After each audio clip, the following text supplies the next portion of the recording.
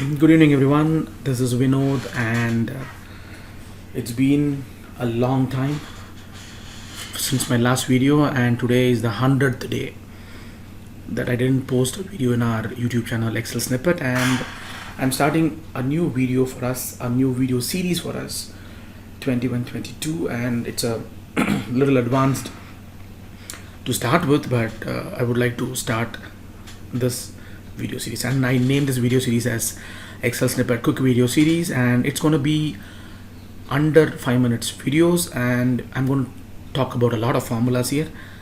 I'm going to touch 365 formulas, 2 videos a day from now on. Basically, we'll see how to use them, and we'll see how to use them in an advanced manner too. To kickstart in a lighter mode, I'm starting with a new logic called how to create a calendar function automatically in Power Pivot screen. So let's see how to do that. And if you want to create a calendar table, normally it will take a little more time than normal, and after 2016 version, and Power Pivot window allows us to create the calendar table much faster than what we even expect. But again, we will not have all our calendar table dimensions that we are looking for certain component. We might have to add them later on, but most of the highly or routinely used calendar functions are added automatically by the system itself. Let's see how to do that. So I'm starting our Excel quick view series, the first video that I'm going to post today, and this is the 100th day that I didn't do a video. My last video I did it on September, and that too on 10th of September, and I'm using a video right now on 19th of December 2020. So let's see how to do that. I'm going to add a new sheet for us, and let me add a calendar table. Whenever we add a calendar table, we start with a header, and I would like to add one full year of data here. So I'm going to use the first date of this financial year, and I'm going to use a fill series option. If you don't know how to use a fill series option, you can find the description of this video and see where is the fill series option is available in my previous videos, and you can learn them better. So I'm using a fill series option here, and I would like to add the last day of the year. Now I have the whole year coming up for me, and now I'm going to convert or add this to my Power Pivot window. If you are using 2016 version and above, even if you are a home user, your Power Pivot will be automatically activated right now.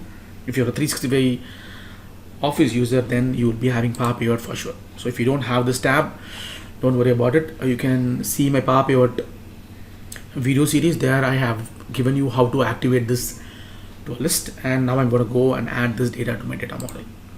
When I do this, the system will ask you a question, and it will automatically give you an answer too for that it wants this entire table to be a table creation component, so that it can add that to a data model. So it automatically picks the whole data for us, and when I give an OK, it adds the data to my data model. Now this will be added as table 1 for me in my list, because I didn't rename my table here.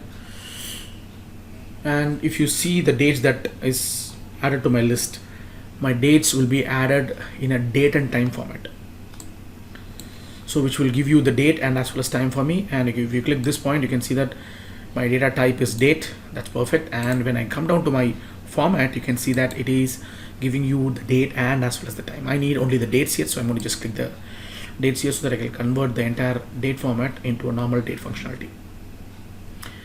If you want to create a calendar table automatically, you can do that with ease. So how do I do that? To do this, I am in my Power Pivot window. On the Power Pivot window, I'll go to Design tab, and on the right hand side you can see a data table comes in place, and here I have a line called New tab. When I click this New tab, it automatically adds a new table 1 for me, and not only that, it's gonna automatically populate the other calendar functions that I routinely use in my list. And you can see that it is also adding the name of the table as calendar, and you can see the following tables are done. And again, my date will be in the format of with the time in it, and I'm going to change them to normality if you wanted to. And now you can see that my year, month name, month and year, and the weekday's name and the day of the week all comes into play.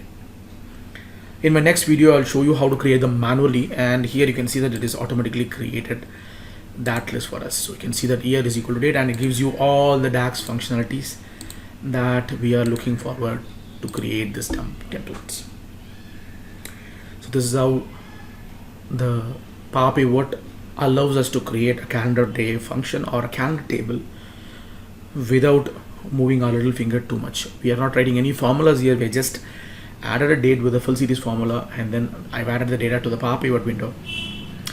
Once I've added the data to the Power Pivot window, I just gone to the design tab and I've made the data ready for us to use a calendar table here.